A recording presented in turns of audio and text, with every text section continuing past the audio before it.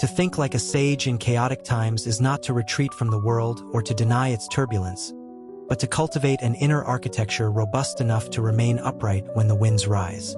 The modern environment, saturated with accelerated information and relentless demands on attention, invites reaction before reflection. The wise mind reverses that order. It establishes a stance. Perception first, discernment next, action last. Perception unclouded by panic permits reality to present itself as it is. Discernment prioritizes what matters among competing urgencies. Action, selecting the smallest decisive step in the right direction, becomes measured rather than impulsive. This is not a slow refusal to engage, but a disciplined readiness. The stakes are high. Research on attentional overload shows that constant task switching increases error rates and anxiety, eroding the very capacities needed to navigate complexity. Sages, whether in literature, philosophy, or leadership, have long countered this trend with practices that consolidate attention, expand perspective, and stabilize purpose. Before we proceed, a brief invitation. If you find value here, consider subscribing now so you can return to these reflections and deepen the practice with each new episode. The orientation of wisdom begins with a commitment to reality over narrative. Chaos invites the mind to invent stories that oversimplify, accuse, or soothe. Reality is often harsher and also more workable. A practical exercise is the three-part check. What are the verified facts? What are my interpretations? What are my predictions? Separating these domains clarifies where adjustment is possible. In a volatile workplace, for example, an announcement of restructuring may trigger interpretations of personal failure or predictions of imminent collapse. The facts might be simply that roles are shifting. By isolating facts, one preserves agency. What skills are transferable? What value can be created regardless of title? What relationships can be strengthened? Historical biographies reveal that resilient figures treated facts as the floor they stood on, not as waves to be fought or fantasies to be indulged. Franklin during early American diplomacy, Curie in the laboratory, Mandela in prison, each focused on the controllable slice of the situation, expanding it meticulously. A second habit is temporal dilation, lengthening the timeline through which events are assessed. Acute stress narrows the temporal window to the immediate. Wisdom expands it, simultaneously holding now, next, and long after. Consider how investors who ride out market volatility typically outperform those who react to daily swings, or how public health responses grounded in 5- and 10-year horizons create infrastructures that mitigate future crises. Temporal dilation does not ignore urgency. It calibrates it. In practice, this involves explicit questions. How will this matter in 10 minutes, 10 months, 10 years? What decision preserves optionality across those horizons? Optionality, the availability of future choices, functions like oxygen in chaos. Wise actors protect optionality by avoiding irreversible commitments made under duress, by building diverse networks, and by sustaining reserves of time, attention, and resources. Even in personal life, the same logic applies. When an argument escalates, what words preserve dignity and relationship beyond the moment's heat? Third, adopt the discipline of stillness without withdrawal. Stillness is not emptiness. It is an active clearing. Physiologically, paced breathing and deliberate pauses reduce sympathetic arousal, restoring prefrontal function critical for reasoning. Mentally, structured reflection, such as journaling questions like, "What truly matters here?" or "What is the smallest good step?" transforms amorphous dread into articulated challenges. Socially, stillness manifests as listening that is not strategic but sincere, listening to understand rather than to reply. Many leaders misinterpret stillness as passivity. Yet in crisis simulations, teams with leaders who model calm inquiry perform more reliably. This calm is contagious. People mirror those who refuse to mirror panic. In your next high-stakes meeting, begin with a breath, summarize shared facts, and explicitly distinguish between short-term actions and long-term aims. That single structure catalyzes order. A fourth practice is the curation of inputs. The diet of the mind shapes its metabolism. Unfiltered streams of distressing information destabilize judgment, while impoverished inputs starve it. Cure it by relevance, reliability, and rhythm. Relevance. Identify the handful of sources most pertinent to your responsibilities and aspirations. Reliability. Privileged sources with transparent methods, track records, and corrections. Rhythm. Consume in scheduled windows, not constant grazing. Studies on attention restoration suggest that even brief breaks from digital influx, 10 to 20 minutes in natural or low-stimulus environments, replenish cognitive resources. A wise person sets boundaries not to avoid reality but to prevent its distortions from becoming dominant. Imagine limiting news to 2 windows per day, with a bias toward in-depth analyses over headline blasts, and offsetting each intake with a physical ritual. A walk, stretches, or handwritten notes on what, if anything, requires action. Language is another instrument of wisdom. Words both reveal and shape thought. The wise avoid abstractions so vague that they liquefy responsibility, and avoid labels so rigid they dehumanize. When describing others' motives, they note hypotheses rather than verdicts. When committing to action, they prefer verbs to adjectives. "We will contact our partners by Friday with 3 options" is stronger than "we are being proactive."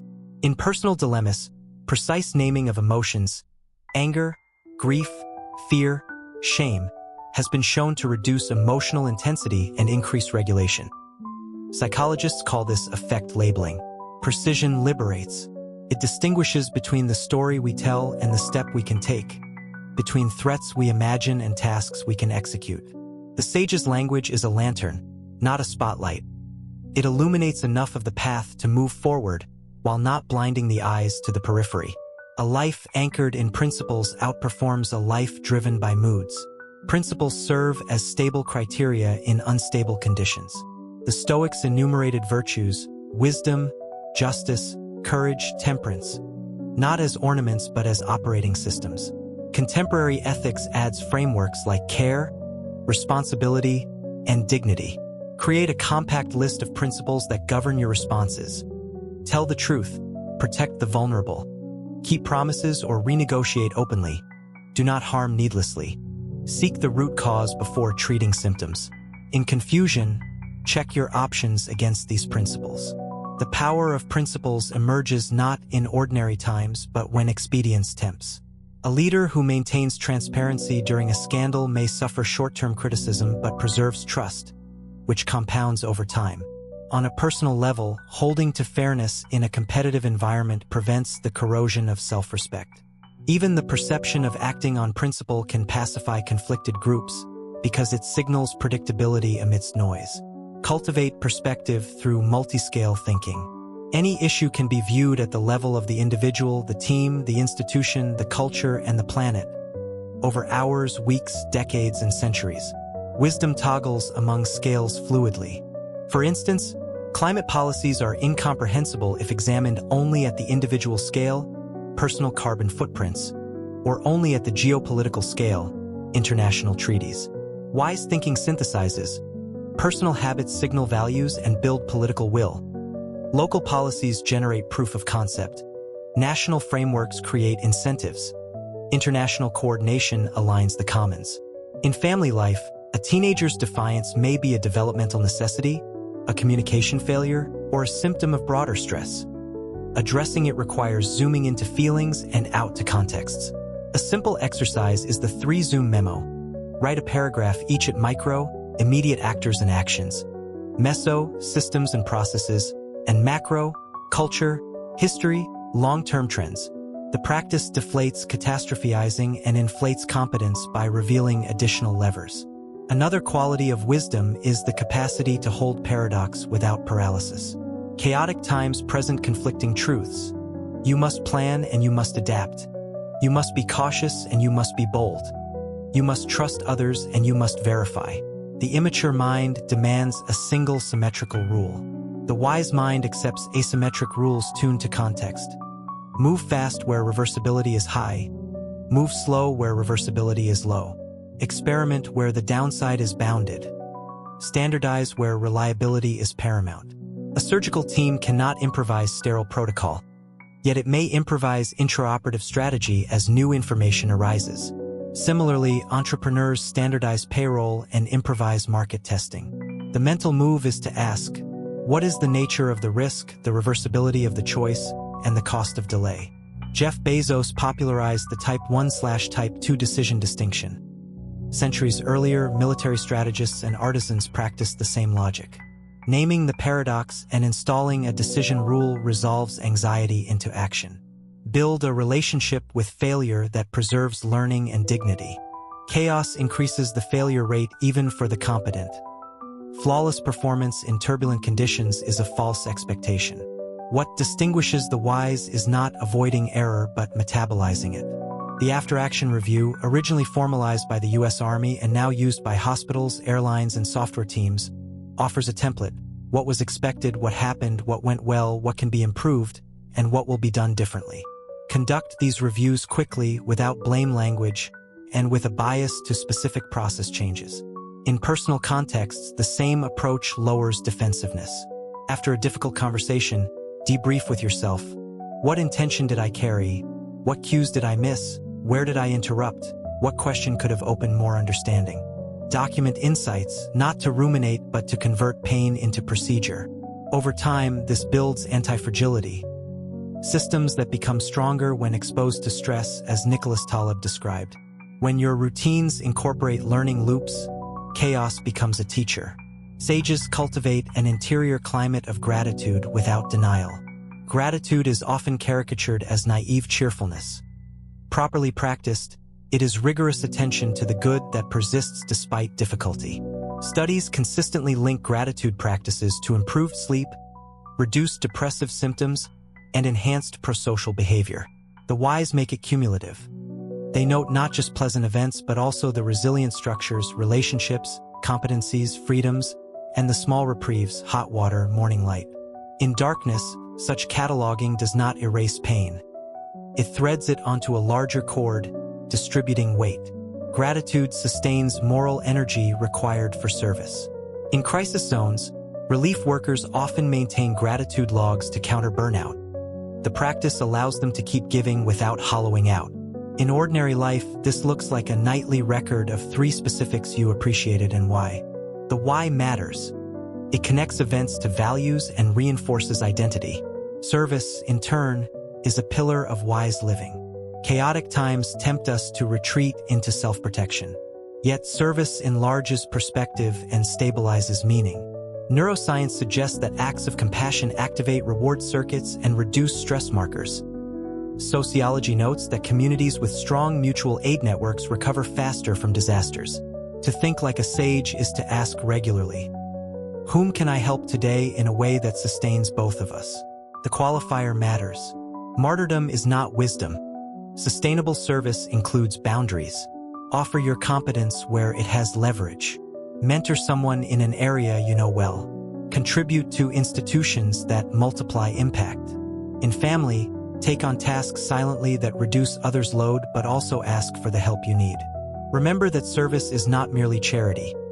It is creative participation in the common good, whether by building, repairing, teaching, or simply bearing witness. Moral courage distinguishes wisdom from mere cleverness. In chaotic times, the cost of speaking truth may rise. The wise do not equate courage with constant confrontation. They calibrate timing, tone, and forum, but they do not abandon conscience to convenience.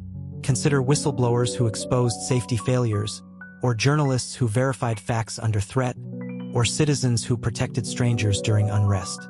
Their actions were not impulsive but prepared. Moral courage is strengthened by rehearsal. Imagine the moment you might be tested. Pre-commit to a line you will not cross. Identify allies who will stand with you. Courage is also contagious. A single voice can anchor a wavering room. Yet courage must be paired with humility. The wise entertain the possibility of their own error and maintain openness to revision. This simultaneous firmness and openness is not contradiction but completeness. Humility flows from epistemic honesty, knowing the limits of one's knowledge and the fallibility of one's inference. In chaos, signals are noisy. Correlations seem meaningful. Rumors masquerade as reports. The wise use probabilistic language. I am 60% confident. Evidence is suggestive, not conclusive. They seek disconfirming data and dissenting views, not to score points, but to approach truth. Organizations that maintain red teams and premortems reduce costly mistakes. Individuals who invite critique make better choices and grow faster. Premortem asks, if this plan failed in 6 months, what likely caused it? The exercise surfaces hidden risks and enables preventive action. Humility also asks for help early. Many disasters escalate because individuals delayed seeking assistance, fearing judgment. Wise people know that timely help is a mark of strength, not incompetence. They cultivate mentors, peers, and networks where candor is normal.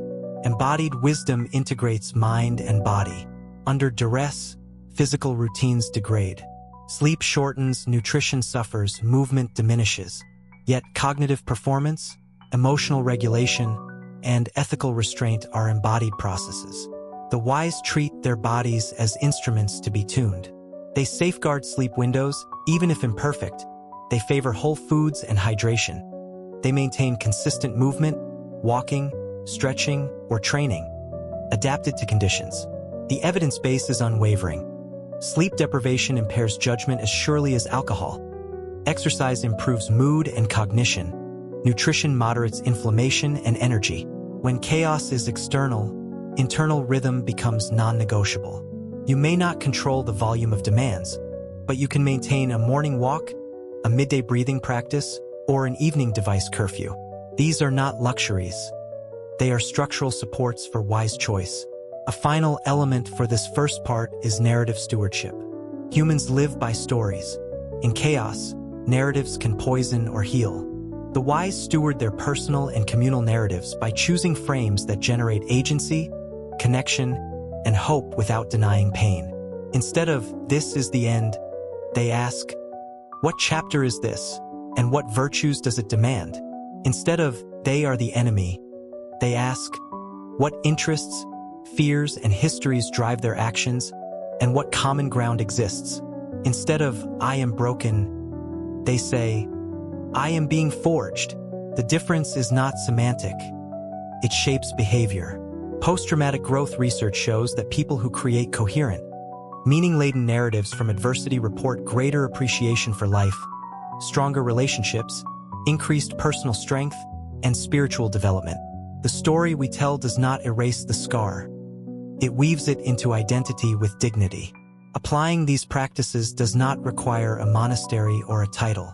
It requires small, consistent acts that accumulate, turning off a feed to turn on attention, writing the 3 facts before reacting, asking the 10-minute, 10-month, 10-year question, taking the breath before the reply, naming the emotion before it names you, acting on principle when a shortcut tempts, zooming in, out, and across, distinguishing reversible from irreversible moves, conducting the after-action review, logging gratitude with reasons, serving within sustainable boundaries, rehearsing courage, inviting dissent, sleeping as strategy, and framing your story. Each act is a brick. Together, they build a refuge that is not a bunker but a lighthouse.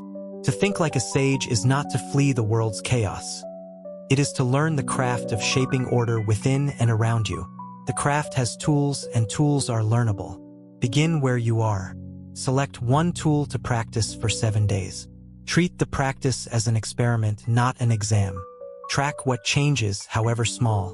Share your observations with someone you trust. Remember that wisdom grows in community.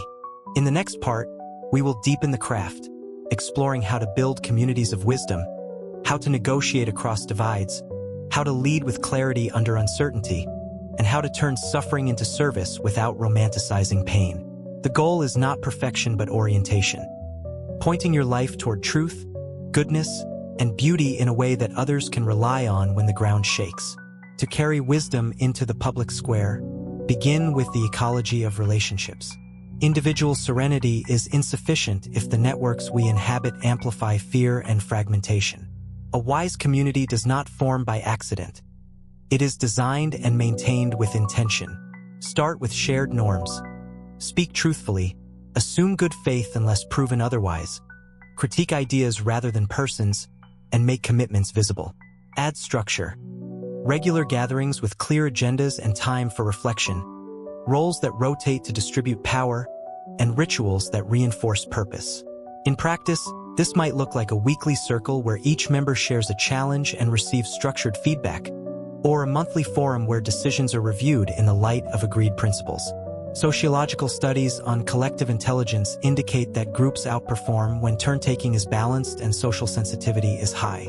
Encoded in the design of wise communities is the protection of voice for the quiet and the containment of dominance for the loud.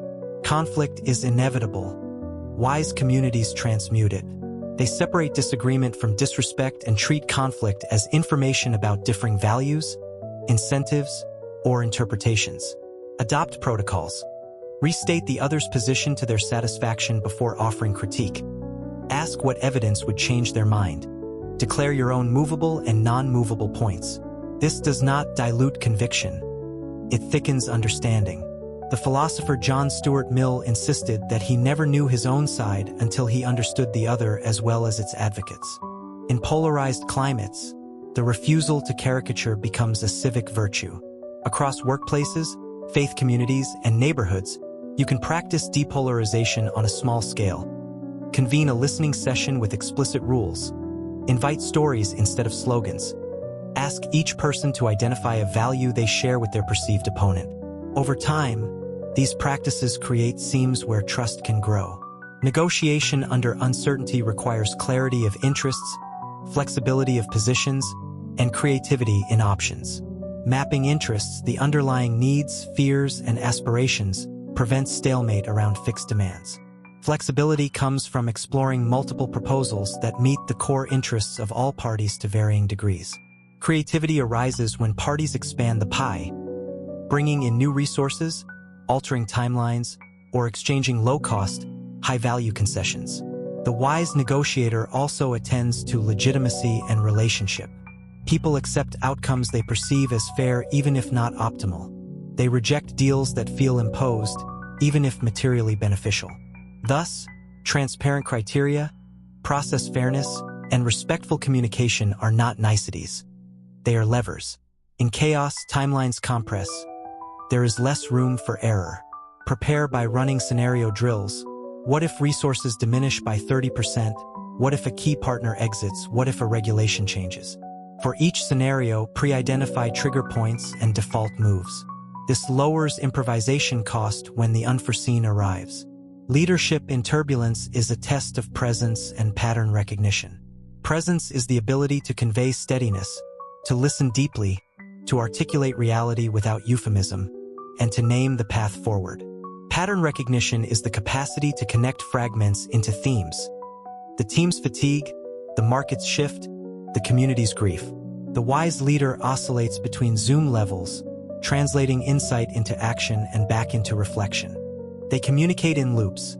Here is what we know. Here is what we are doing. Here is what we will review. Here is when we will update. This cadence builds psychological safety, a state that research shows correlates with higher learning and performance in teams. The leader's emotional state is not a private matter. It is a public signal. Thus, leaders must guard their own habits. Sleep, counsel, mentoring, and honest check-ins. And they must design the environment. Simplify flows, clarify roles, reduce needless friction, and remove hidden obstacles that waste moral energy. Decision-making under duress benefits from thresholds and triggers. Rather than debating endlessly, establish in advance what metrics will prompt action. If hospital capacity exceeds X%, we activate contingency plan A. If customer churn crosses Y%, we pivot outreach. If conflict escalates beyond Z markers, we bring in mediation. Pre-agreed triggers reduce politicization, conserve attention, and accelerate response. They also expose your values. What are you willing to sacrifice to protect a core good? If preserving employee safety is paramount, a trigger tied to safety metrics anchors your response. If maintaining product integrity is non-negotiable, define quality thresholds that halt shipment. The wise document these thresholds and share them, inviting critique and revision. Over time, such transparency builds trust and reduces the performative panic that often accompanies chaotic decisions. Financial and material resilience are not enemies of wisdom. They are its enablers. The ability to absorb shocks depends on slack, financial reserves, time buffers, redundant systems. Individuals benefit from emergency funds, diversified income where possible, and skills that retain value across industries. Organizations benefit from conservative debt, tiered supply sources, inventories calibrated to risk tolerance, and technology backups. Communities benefit from local capacity, food systems that can function under disruption, energy contingencies, and mutual aid networks. The wise do not idolize self-sufficiency. They aim for interdependence with resilience. They recognize that fragility hides in efficiency worship. When everything is optimized for cost under ideal conditions, it breaks under strain. Build slack on purpose. Frame it not as waste but as insurance. The cost of slack is visible. The cost of fragility reveals itself tragically. Education for wisdom must move beyond information transfer to the formation of judgment. This involves exposure to diverse perspectives, training in critical thinking, practice in ethical reasoning, and mentorship in character. Read widely. Philosophy, history, science, literature from different cultures and eras. Case-based learning, studies of complex dilemmas without clear answers, exercises the muscle of discernment. Apprenticeship with those who embody integrity transmits tacit knowledge. The wise value the humanities not as leisure but as instruction in human nature. They value science not merely as technique but as a method for discovering error. They value art as a way to perceive nuance and hold ambiguity. In times of chaos, these capacities are not luxuries. They keep us from mistaking novelty for insight and from mistaking sensation for truth. Technology both amplifies and distorts. Wise engagement with technology requires intentionality about its role in life. Tools should extend human capacity without displacing human judgment. Design your tech stack backward from values.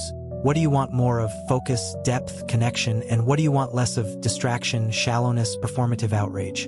Curate applications accordingly. Use blockers to protect attention, batch communications, and turn off non-essential notifications. Be mindful of algorithmic drift. Platforms are optimized for engagement, not enlightenment. Counter by setting manual anchors. Newsletters with editorial standards, long-form sources, and schedule deep work periods without connectivity. For creators and leaders, adopt transparent policies on AI and data. Make explicit what is automated and what is human, and keep a human in the loop for decisions with moral weight. The aim is not rejection or uncritical embrace, but stewardship.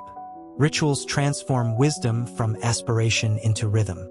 Daily, weekly, seasonal, and milestone rituals stitch meaning into time. A daily ritual might be a morning reading and reflection, an afternoon pause for breath and posture, an evening review with gratitude and adjustment. Weekly rituals include a digital Sabbath, a shared meal without devices, a long walk to think without agenda. Seasonal rituals mark transitions, cleaning and donating to reduce excess, writing letters of thanks, resetting goals. Milestone rituals honor achievements and griefs, both personal and communal. Rituals give the heart a place to stand. They redistribute attention toward what matters and guard against the erosion of intent by noise. Communities with rituals endure storms with less fragmentation because rituals remind them who they are. Art and beauty are not escapes. They are stabilizers of soul. Exposure to music, visual art, architecture, and the rhythms of nature calibrates perception and tempers the harshness of utility-only thinking. Beauty invites attention without demand. It enlists the senses into appreciation rather than acquisition. In hospital design, access to natural light and art correlates with better outcomes. In urban planning, green spaces reduce stress and crime. On an individual level, keeping a small gallery of images or words that evoke courage, ordering a space with care, tending a plant, or learning a simple instrument are acts of resistance against chaos. They say, life is more than survival. The wise protect beauty not as ornament but as oxygen. Grief must be integrated. Chaotic times produce loss, of people, of plans, of places, of illusions. Unprocessed grief leaks as cynicism or rage. The wise accept grief as honorable work. They name their losses, allow tears, seek company, and mark endings with ritual. They avoid numbing that postpones pain into a future debt. Grief, when welcomed, yields compassion. It broadens the heart's vocabulary. It weakens the impulse to judge harshly and strengthens the impulse to help quietly. In communities, shared memorials and spaces for remembrance bind wounds. Leaders who acknowledge losses, "We hoped for this outcome. We did not achieve it. It hurts. We will learn and continue," offer dignity and direction. Forgiveness is the release of the demand that the past be different. It does not erase accountability. It frees the forgiver from bondage to grievance. In chaos, offenses multiply, both real and perceived. The wise practice timely reconciliation where possible and principled boundaries where necessary. They initiate difficult conversations with specific observations, impact statements, and requests. They listen without seeking immediate absolution. When forgiveness is not possible or safe, they practice letting go in another form, reducing ruminative loops, redirecting energy to constructive tasks, and refusing to let bitterness become identity. Forgiveness is a craft nurtured by perspective. Remembering one's own errors, remembering that people are often acting from fear, remembering that systems shape choices. This is not the sentimentality of excusing harm. It is the strength to continue doing good without being consumed by wrongs. Hope is a discipline. It is different from optimism, which expects favorable outcomes. Hope commits to meaningful action regardless of the odds, because the good is worth pursuing. Václav Havel described hope as the certainty that something makes sense, whether or not it turns out as we wish. The wise cultivate evidential hope. They track progress in small arenas, celebrate incremental gains, and connect present acts to an arc longer than their own lifetimes. They tell stories of endurance and renewal. Communities rebuilt after war, ecosystems restored after damage, friendships mended after betrayal. They train their eyes to notice seeds. A student who asks a genuine question, a neighbor who volunteers, a policy adjusted after public input. In practice, this means ending meetings with what is working, not only what is broken. Framing setbacks as data, and keeping rituals of gratitude and remembrance alive. Stewardship of speech remains critical. In an era of accelerated outrage, the wise slow their words. They ask, "Is it true, necessary, and kind?" Kindness here is not softness. It is consideration of impact. They avoid performative certainty and cruel wit. They refrain from broadcasting every reaction. Silence becomes a strategic resource. When they do speak, they choose channels that maximize understanding and minimize distortion. They prefer face-to-face for delicate matters, written summaries for complex decisions, and public statements that are precise and measured. They correct errors promptly. They apologize without hedging. Such speech builds reputational capital that pays dividends in crisis. Mentorship multiplies wisdom. Find those ahead of you in character and craft and ask for their guidance. Offer mentorship to those behind you. The bidirectional flow cements learning. In chaotic times, mid-career professionals often feel pressure to appear invulnerable. Mentorship legitimizes questions and prevents isolation. Ask mentors not only for answers but for process. How they framed decisions, how they recovered from errors, how they sustained marriages and friendships in demanding seasons. Offer ments not only advice but also introductions, feedback on work, and candid encouragement.